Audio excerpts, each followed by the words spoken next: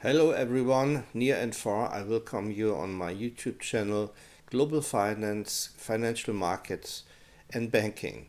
This is the first English video, not the same like the German version, but it's the first video for the content-based playlist named State Debt, Sovereign Bonds and the State Bank Nexus. Today I will talk about sovereign debt markets in Europe, and my question is, can some indicators are early warning indicators for policy or for investors? In any case, we know that after the post-pandemic developments, we see some interesting changes, but the sovereign debt markets continue to be the backbone of complex, sophisticated financial markets. The key is the transmission of monetary policy and central to financial stability. And if I will talk about sovereign bond market, we will see some relations to other videos where I explained the open market policy of the central bank, how a central bank can create central bank money by investing in securities and especially in sovereign bonds.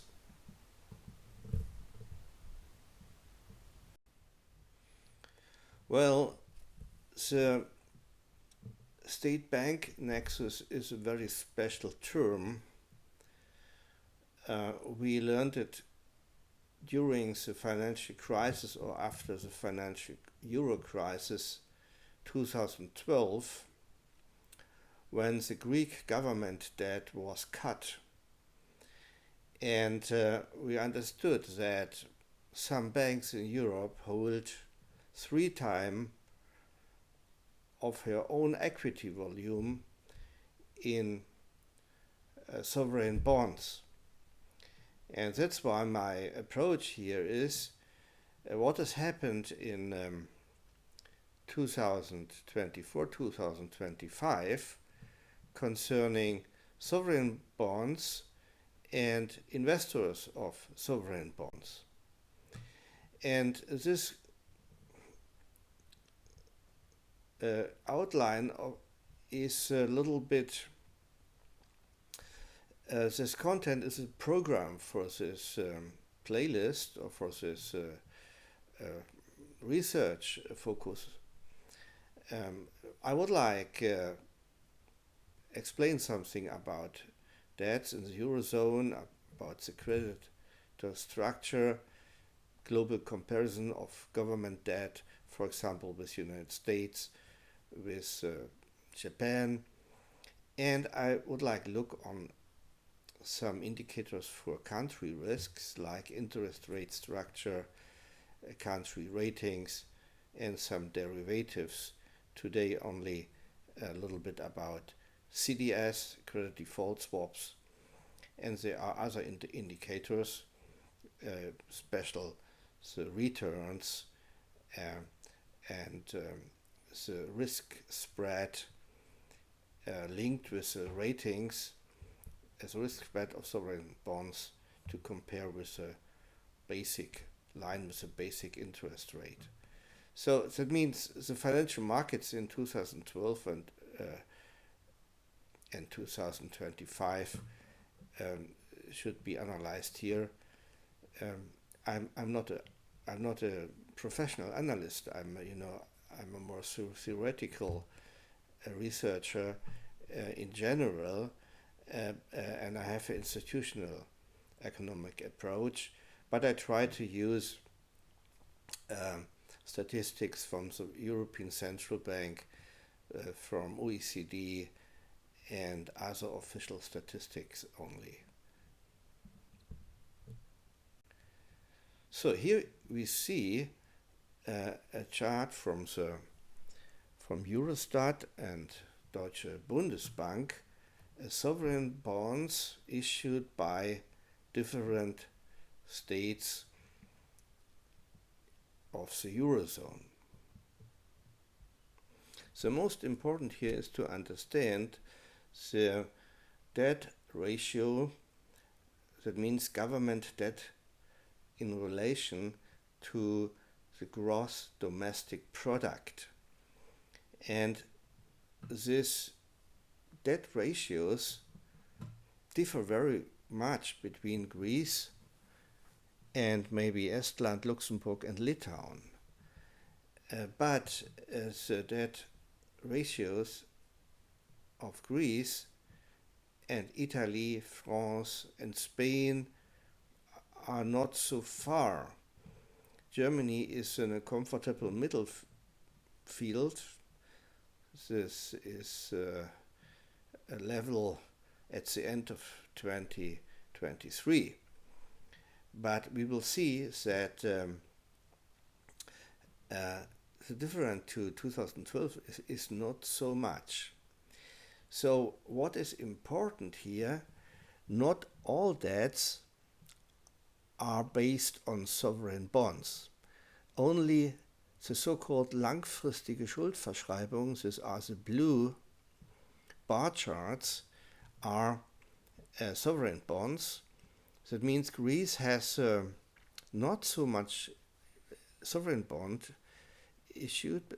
The most of debts of Greece debts are based on long-term credits, but Italy, France, Spain, Belgium issued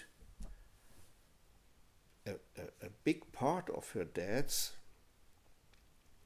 are based on sovereign bonds.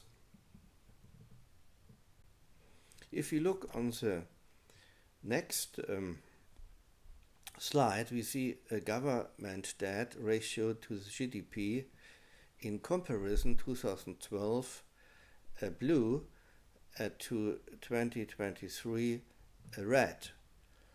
And what is interesting is that not so much changed between 2012 and 2023.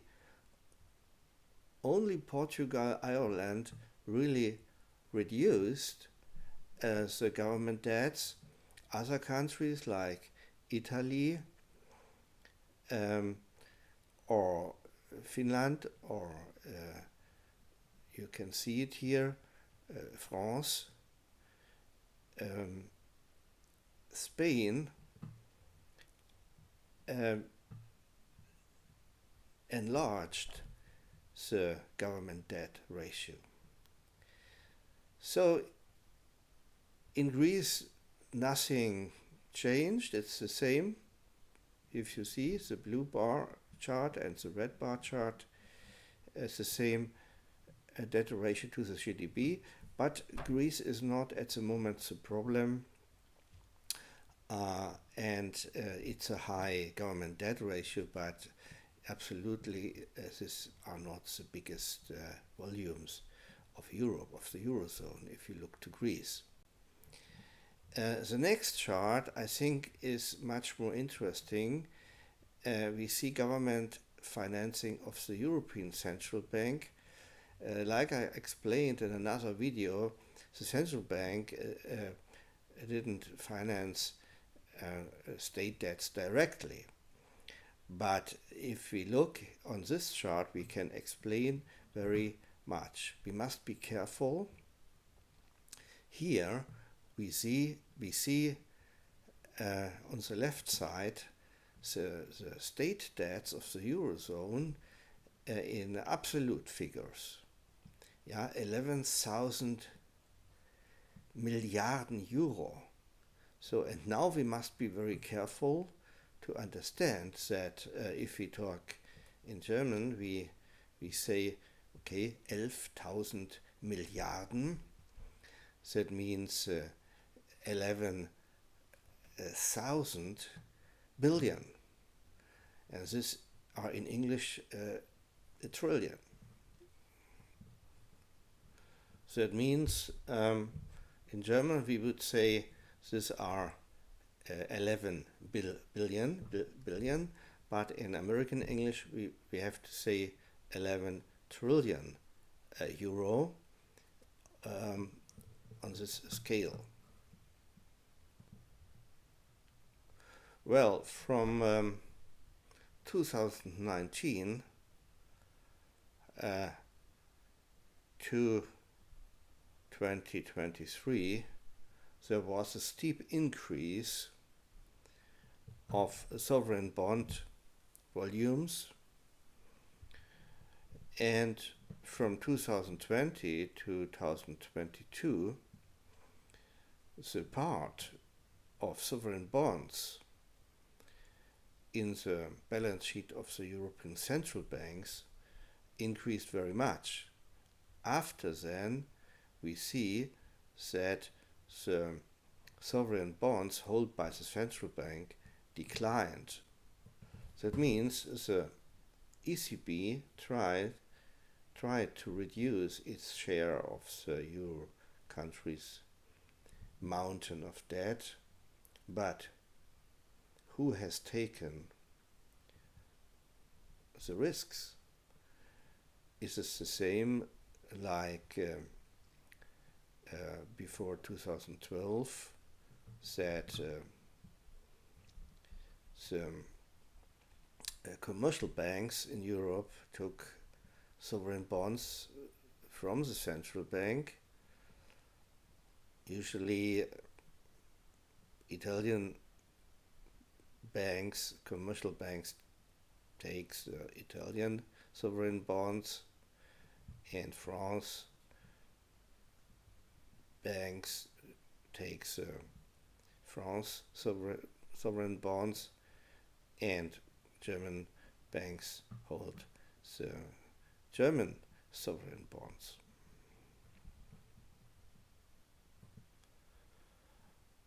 If we look on figures about global government debt in 2025, then the amount is huge.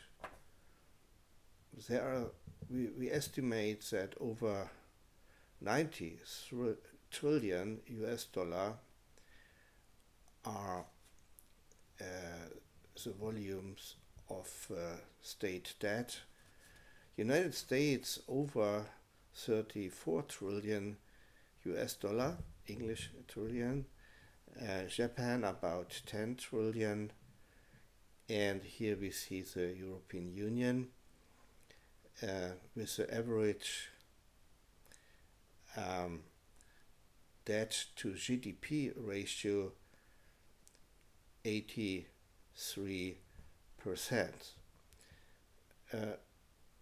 In China we have about 13 trillion US dollar outstanding debts. But to compare state debts and sovereign bonds worldwide is very difficult, and we should be careful. For example, sometime we see the debts in euro, and in the most of statistics we see US dollar, and the US dollar, yesterday was €1 to $1.165. So it's not the same if we say debts in euro or debts in US dollar. So that's why all these discussions must be done very careful.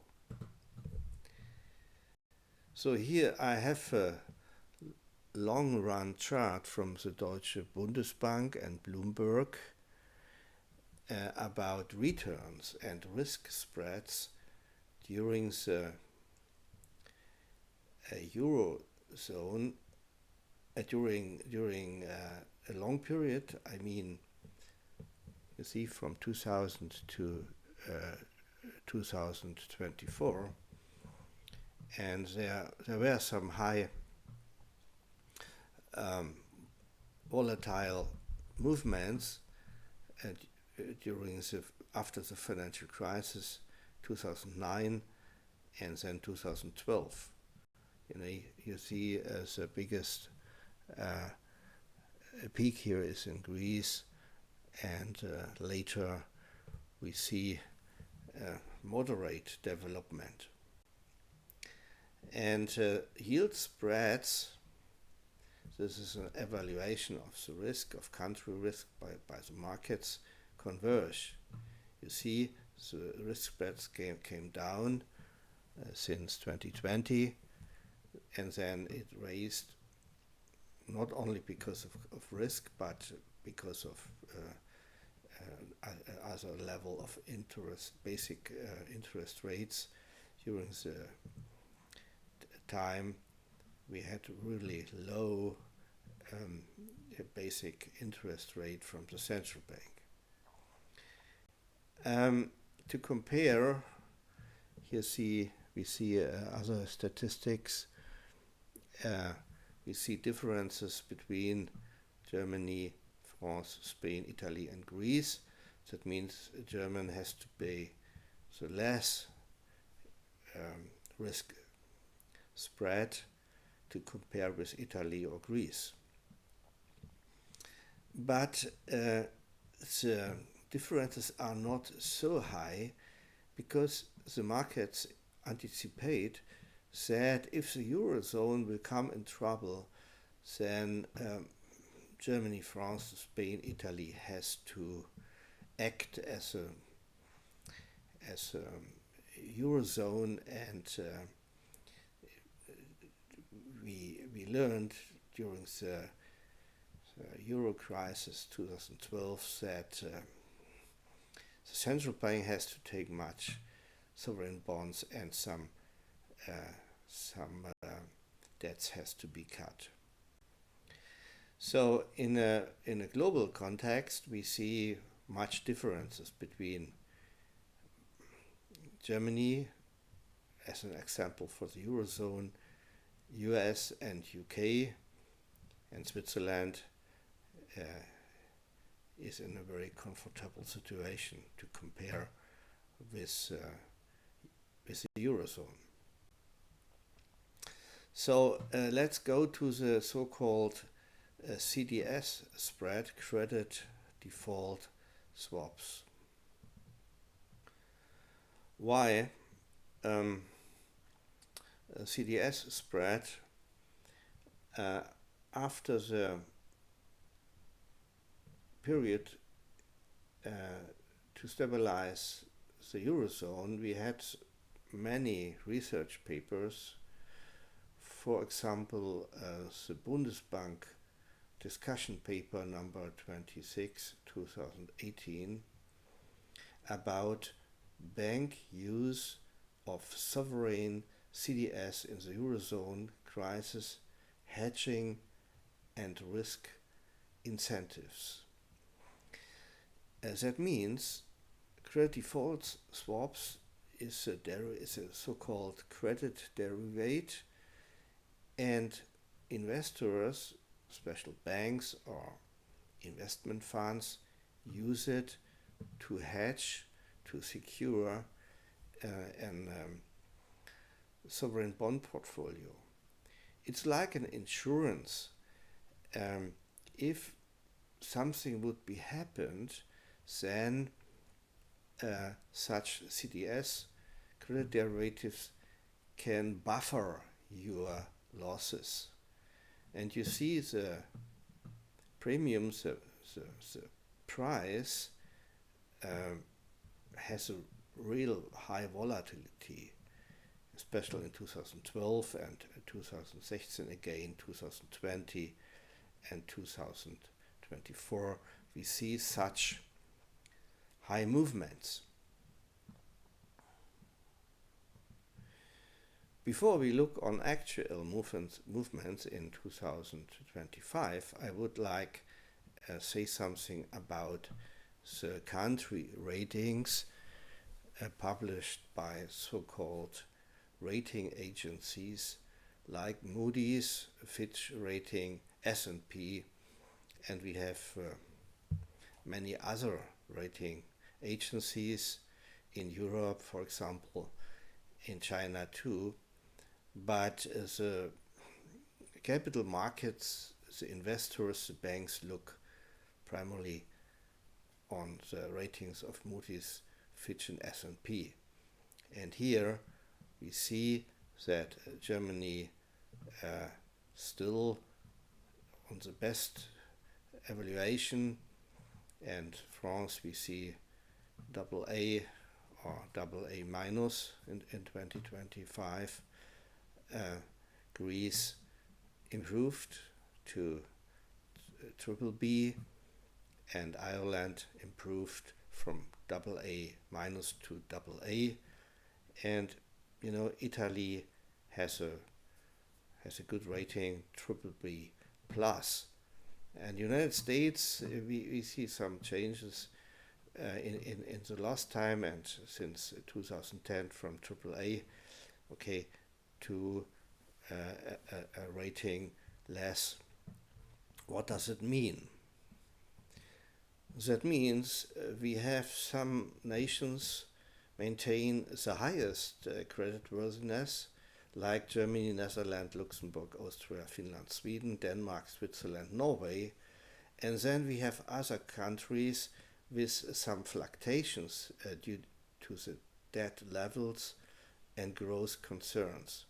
For example, France downgraded slightly to AA minus by S&P and AA3 by Moody's due to rising debt and some sluggish reforms. Spain, Portugal, Ireland, Belgium, Czech Republic, Slovakia, Slovenia, and other countries like Poland have a moderate risk, country risk or rating between AA to A. That means this is not the highest, but it's moderate and not really serious. Other countries have higher country risk, or the rating agencies see a higher country risk because of state debts to compare with GDP or with economic power, like higher risk with about triple B range. Italy, Greece, Romania, Hungary, Bulgaria, rating ranges between triple B minus to triple B plus. And then are other countries with a so-called non-investment grade, like Turkey with double B minus by S&P or BA3 by Moody's, and some Western Balkan countries like Albania, Serbia, Bosnia and Herzegovina in the range between B to double P. So here are interesting trends, but this can be early warning indicators for investors, for the politics. You must be careful, but on the other side, you see these ratings are long-term. It's not so often that a rating agency changed something. They are very careful in his evaluation, and that's why as an early warning indicators, maybe ratings are only 1 point. So this slide from a management firm, Apollo Global Management. I think this is an interesting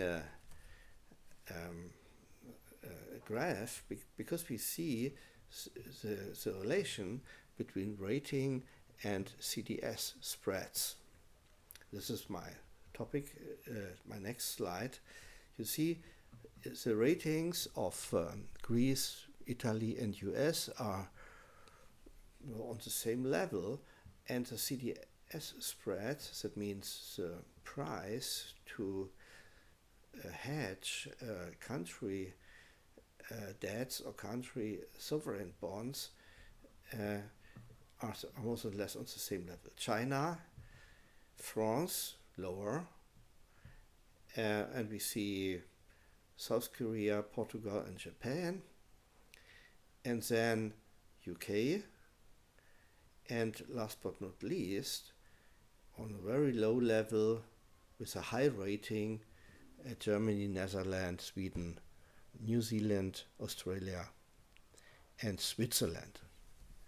So this is to understand the relationship between ratings and CDS spread. So here we see an actual CDS spread, and we have to say something about it to compare it with the European situation. We have not the time to explain the pricing of CDS in detail, but you see an price. These are 43.19 basic points on a 1 million sovereign bond, and this is the price to secure, to hedge your portfolio of US Treasury bills, US sovereign bonds. And you see some movements since 2024, especially in this spring. That means something was happened in the United States. And if we go to the next slide on the long run to compare CDS premiums between 2025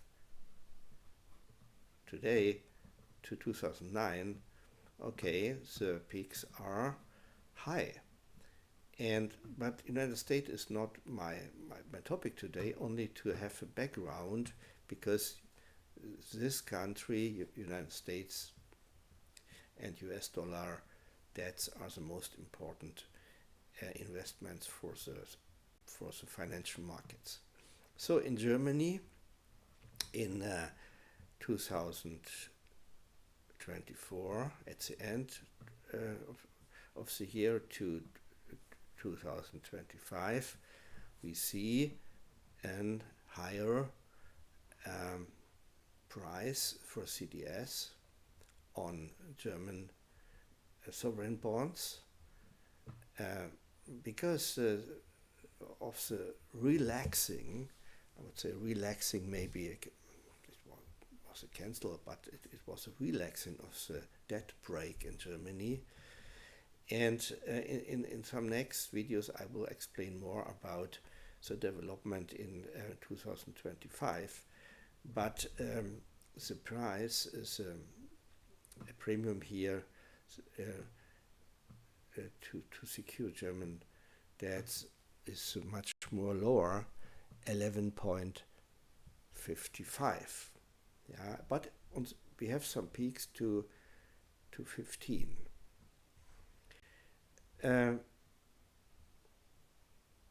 German bonds, again here, CDS 5-year in US dollar, we see some movements from 24 to 25. It's more or less the same. On the long run, we can be relaxed because these movements in 2024 to 2025 are not to compare with movements during the Euro crisis 2012. But my question is, can this market, this credit derivative, be an early warning indicator or not? Let's go to France only to see my approach. I could show you Italy or Spain and other countries, and I will do it later with actual charts, but you can do it today for yourself. We see some movements in 2023 and 2024, 2025. That means the markets anticipate some changes concerning debt policy and issues of France sovereign bonds in the Eurozone. Well, thank you very much for your attention. The time is a little bit longer than I planned. I have to apologize for this long video, but I learned here, or I'm learning, that it's really difficult to explain something more in detail. So please give me your comments, or give me your thumb up, or subscribe to the channel, activate the bell, and I will try to produce more videos in this second content playlist on YouTube. Have a nice time, see you, I hope so, and goodbye.